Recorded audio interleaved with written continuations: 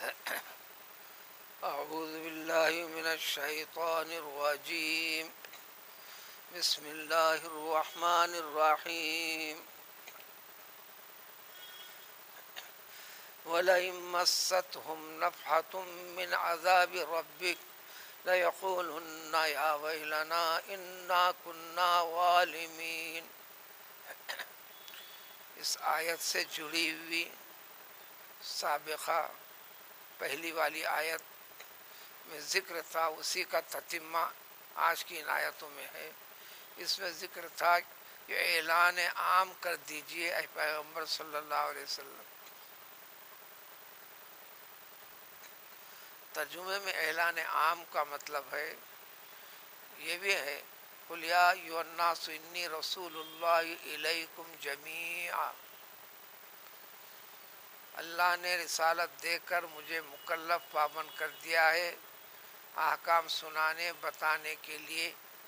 اس اعلان کے ساتھ اس دنیا میں رہنے بسنے والا انسان جو میری زندگی کے درمیان میں ہے، دوران میں ہے، میری زندگی کے بعد بھی ہے، قیامت تک وجود پانے والے انسان، ہر انسان کے لیے اعلان ہے کہ یہ اللہ کے رسول ہر ایک کے لیے ہیں۔ اس رسالت کے پیغام میں سے یہ ہے کہ یہ کہہ دینا جو تم انکار، تردد، شک و شبہ جیسی کیفیتیں پیدا کر احکام خداوندی کی پرواہ نہیں کر رہے ہو، اس کے احکام جو تمہارا خالق ہے، مالک ہے، رازق ہے، رب ہے، ایسا کرنے والوں کے لیے کہہ دینا کہ مجھے وحی کے ذریعے سے اللہ نے پابند فرمایا ہے، یہ اعلان کر دینے کا حکم دیا ہے کہ ایسے تمام نافرمانوں کے لیے اللہ کے عذاب سے اس کی تفصیل پیش کر میں انہیں ڈرا دوں، ان کے دلوں میں ڈر پیدا کروں۔ لیکن حقیقی معنوں میں کانوں سے جو بہہ رہا ہے، میری اس پکار کو، میری اس دعوت کو، میرے اس پیام کو قبولیت کی نیت سے سن نہیں رہا ہے، جب ان کو ڈرایا جاتا ہے۔ اب اس کا سلسلہ آگے آج کی اس آیت میں یہ بھی بتا دینا، تمہارے رب کی طرف سے جس عذاب کا تذکرہ کیا جا رہا ہے، تمہاری بد عملیوں کی وجہ سے اس دنیا میں بھی، جبکہ اللہ تعالیٰ کا کرم، عفو، درگزر کرنا یہ سب سے زیادہ ہر انسان کے ساتھ ہے، ہر چیز میں گرفت نہیں کرتے، مہلت دیتے چلتے ہیں، تو جس عذاب کا ذکر کیا جا رہا ہے اس عذاب کا ایک جھونکا، اس عذاب کا ایک جھونکا، اس کا تھوڑا سا حصہ بھی جب تم کو لگے گا، اللہ کی طرف سے یہ گرفت ہونے لگے گی، اس وقت یقیناً اس قسم کے نافرمان انسانوں میں سے ہر کوئی انسان ایک دم چیخ پڑے گا، کہنے لگا گیا یا ویلنا، ہائے ہلاکت و بربادی، ہائے افسوس، اعتراف کرنے لگے گا یقیناً ہم ظالم ہیں، گناہ گار ہیں، نافرمان ہیں، ان چیزوں کی پرواہ نہیں کی ہم نے۔ یہ بھی رب کی مہربانی ہے، جو نتیجہ ہونے والا ہے اس کو اس زندگی میں پہلے ذکر کر اور پھر انسانوں کے گناہوں کے باوجود بھی ان کے ڈھیل اور مہلت دیتے چلنا اور یہ بتاتے چلنا، افسوس پیدا کرو خطاؤں پر، گناہوں پر، غلطیوں پر، اور تمہاری جو جد و جہد کی کمی ہے اطاعت و فرمانبرداری میں، عبادات میں، معاملات کے اندر خرابی پیدا کرنے میں، جو اب تک ہوا سو ہوا، بھلے تمہاری زندگی کا مرحلہ کوئی بھی ہو، لیکن ابھی باحیات ہو، اللہ نے زندہ رکھا ہے ہی، تو اللہ تعالیٰ کی مہلت موقع سب سے زیادہ ہے. جو برا انجام ہونے والا ہے اس کا ذکر کر دیا گیا ہے. نادم ہو کر اپنے رب کی طرف ہاتھ دراز کرو. پہلے دل کی کیفیت والے ہاتھ کو دراز کرو، پھر اس کے اظہار کے لیے اپنے ہاتھوں کو لمبے کرو. اس کا اعلان ہے جو پورے قلبی اعتبار سے اخلاص کے ساتھ ندامت کا اظہار کر کر کہ معاف کرنے والا وہی ہے، یہ احساس کے ساتھ ہاتھ بڑھاتا ہے، تو اس کا اعلان ہے میں اس کے ہاتھ کو خالی لوٹاتا نہیں. جب یہ کرتا ہے تو وہ اعتراف ہوا، اپنے رب کی ربوبیت کا اقرار کا اعلان کر دیا، بھلے ایک مدت کے بعد صحیح. اگر ایسا نہیں کرو گے موت تو اچانک آ کر دبوچے گی. جب آئے گی سیکنڈ بھر کی بھی مہلت نہیں دے گی. خبر والی زندگی ملے گی، پھر ایک زندگی ہمیشہ کے لیے دوبارہ اٹھایا جائے گا، حشر کا میدان. تو اس وقت تمہارے رتی رتی کا حساب لے لیا جائے گا. حساب کیسے ہوگا اس کی تفصیل ہے. ہم ترازو رکھ دیں گے، ایک نہیں، بے حد و حساب ترازو رہیں گے ہر ایک کے اعمال کا وزن کرنے کے لیے. اس عقیدے کو قرآن جگہ جگہ ذکر کیا ہے. تم جو بھی کر رہے ہو یہ رسم و رواج والی کیفیت کام نہیں آئے گی. روٹین ورک کام نہیں آئے گا. روٹین ورک میں یہ ذمہ داری کا احساس لے کر کرنا پڑے گا. 15 سال تک کے اپنی نسل کے لیے اعلان کر دیا گیا، 7 سال سے سمجھانے لگو، 10 سال تک یہ مرحلے کی تکمیل کرو. اس کے بعد کچھ غلطی کرتا ہے، لاپرواہی کرتی ہے تمہاری اولاد، چاہے لڑکے ہوں کہ لڑکیاں، تھوڑی سرزنش کرو، گوشمالی کرو. جیسا کسی معاملے کے لیے وقتیاتوں پر تھوڑا سا ڈر اور خوف پیدا کر دیا جاتا ہے، نان ڈپٹ کر دی جاتی ہے، یہ پہلو اختیار کرو.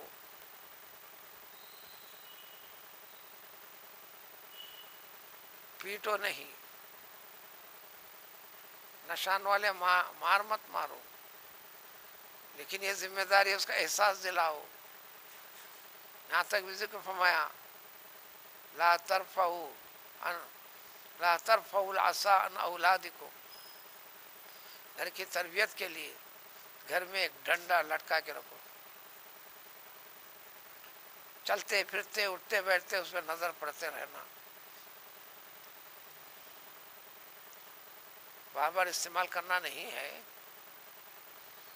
کبھی ضرورت کے اوپر یہ بتانے کے لیے کہ ضرورت پر تمہاری تربیت کے لیے، اپنی ذمہ داری کو پورا کرنے کے لیے، رب العزت کے حکم کی تعمیل کے لیے سزا کے طور پر اس چھڑی کو بھی استعمال کیا جا سکتا ہے. کبھی کبھی لو.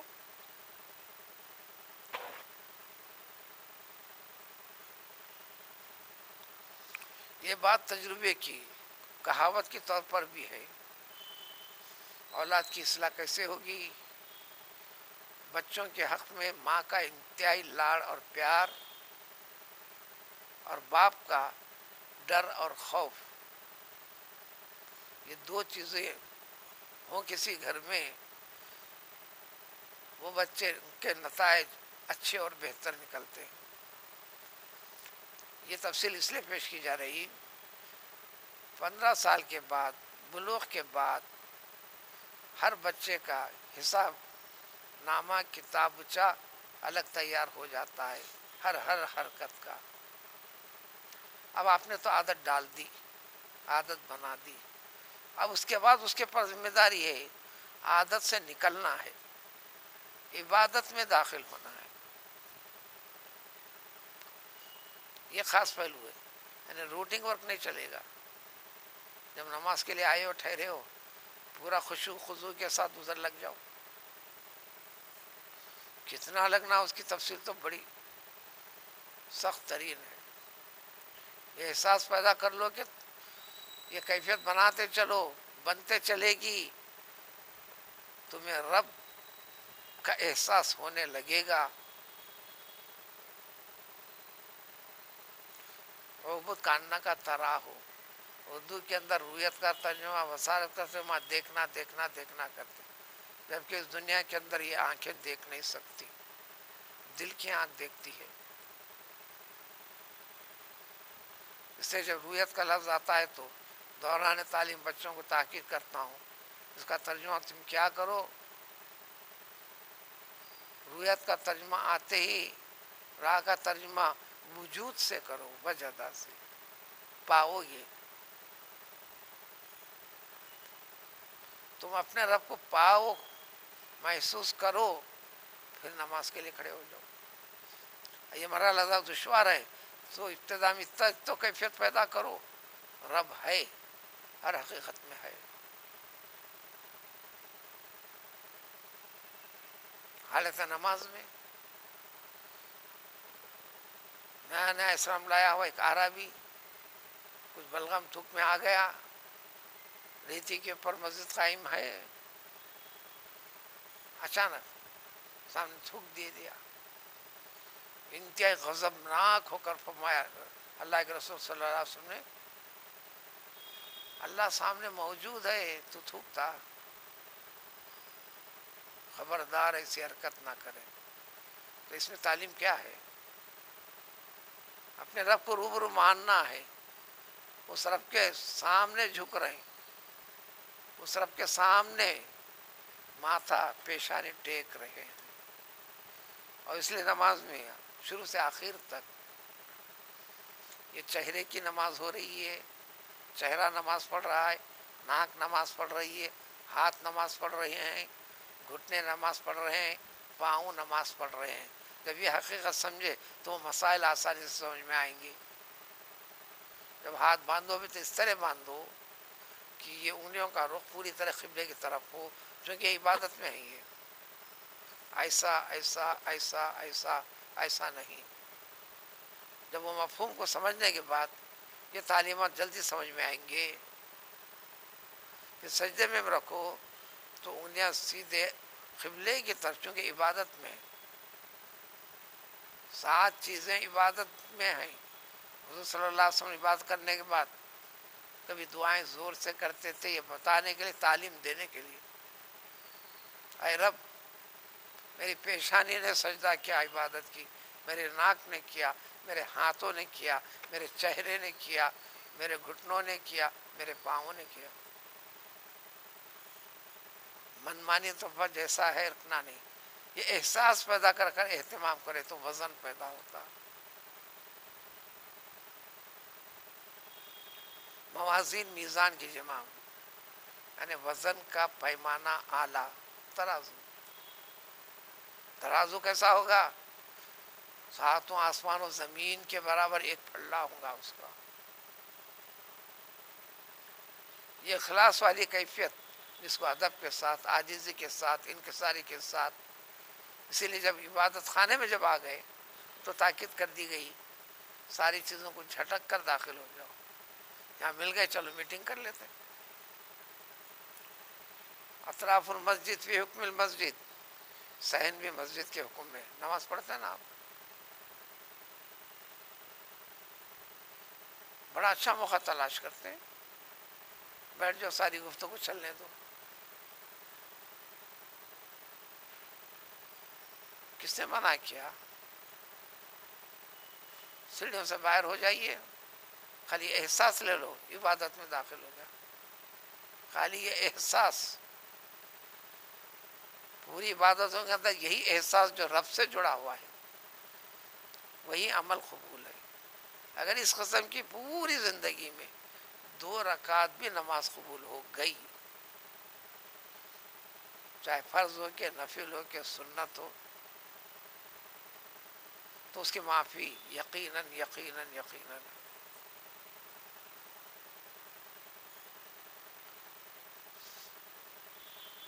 بغیر وسوسے وغیرہ کے. اس طرح کوئی بھی اس قسم کا عمل اور پھر عمل میں توحید والا پہلو، اللہ کو ہر قسم کے خیالات تفکرات سے الگ ہٹا دیتے ہیں، اللہ ہی کے لیے، جس کو کہتے ہیں لا الہ الا اللہ. اس پھڑے میں سارے ساتوں آسمان زمین کو رکھ دو، دوسرے پھڑے میں کلمہ توحید لا الہ الا اللہ کو رکھ دو تو لا الہ الا اللہ والا کلمہ بھاری بھرکم ہو جائے گا. تو نزع الموازین، ہم سارے میزان اعلی قائم کر دیں گے عدل و انصاف کے، اس کا نام ہی ہے عدل و انصاف کرنے والا ترازو. ایمان اور عقیدے کے اندر یہ چیزیں ہیں، عقیدے کی مرنے کے بعد اٹھنے پر یقین، جو ایمان مفصل کی تفصیل ہے. میزان قائم ہوگا، یقین. پل صراط پہ سے گزرنا، یقین. جنت ایک چیز ہے، اس کا یقین ایمان. دوزخ ایک چیز ہے، اس کے پر یقین اور ایمان.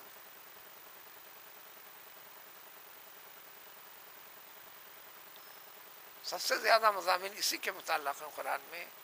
6000 آیتیں، 6500 میں سے 6000 سے کچھ زیادہ آیتیں یہ ایمان عقیدے کی حقیقت کی تعلیم و تفہیم. نماز وضاحت، روزے کی وضاحت، کاروبار کی وضاحت، حلال کی وضاحت، حرام کی وضاحت، جھوٹ کی مذمت، صداقت کی تعریف، غیبت کی مذمت، تجسس کھوج کرنے کی ممانعت، آپس میں نفرت کرنا. سارے احکام جو طریقے اسلام بتاتے ہیں یہ عقیدہ توحید پر قائم رہ کر کرنے کے ہیں. یہ صرف اور صرف 6666 آیتوں میں سے صرف 500 آیتوں کے اندر احکام ہیں، اور وہ بھی مکے کی زندگی میں نہیں دیے. عقیدے کو درست کریں. اب اس عقیدے کے اوپر قائم اور باقی رہنے کا والا درس مدنی زندگی میں شروع کرے.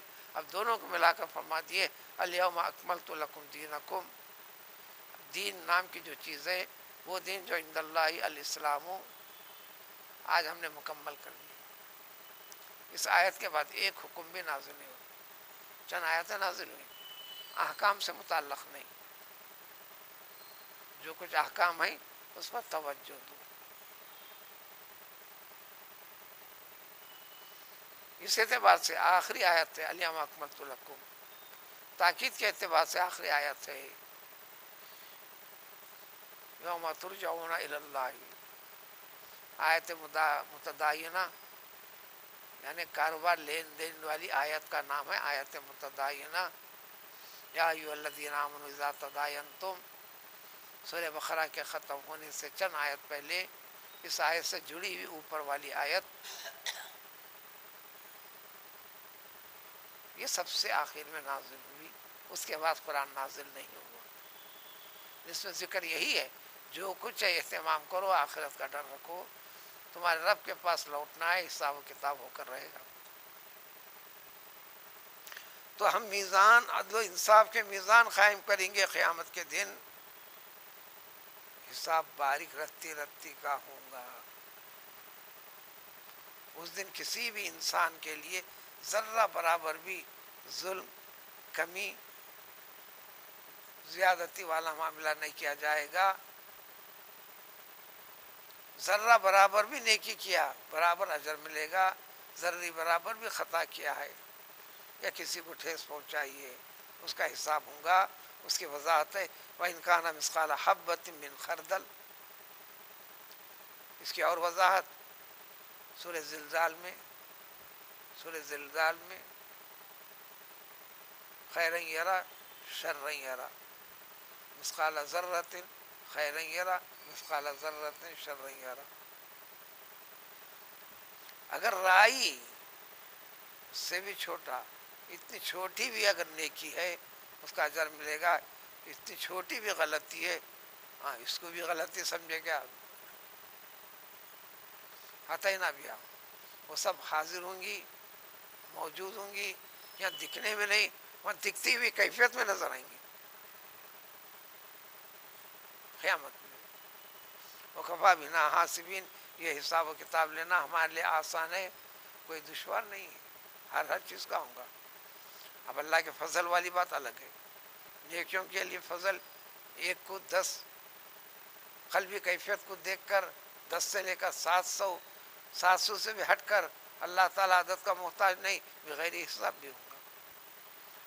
لیکن گناہ و خطاؤں والے معاملے میں ایسا نہیں کریں گے. جتنا گناہ کیے تھے اتنی سزا.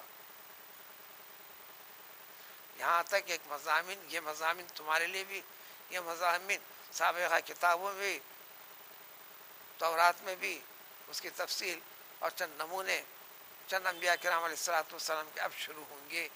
اسی مناسبت سے سورہ کا نام ہے سورۃ الانبیاء علیہم الصلوۃ والسلام.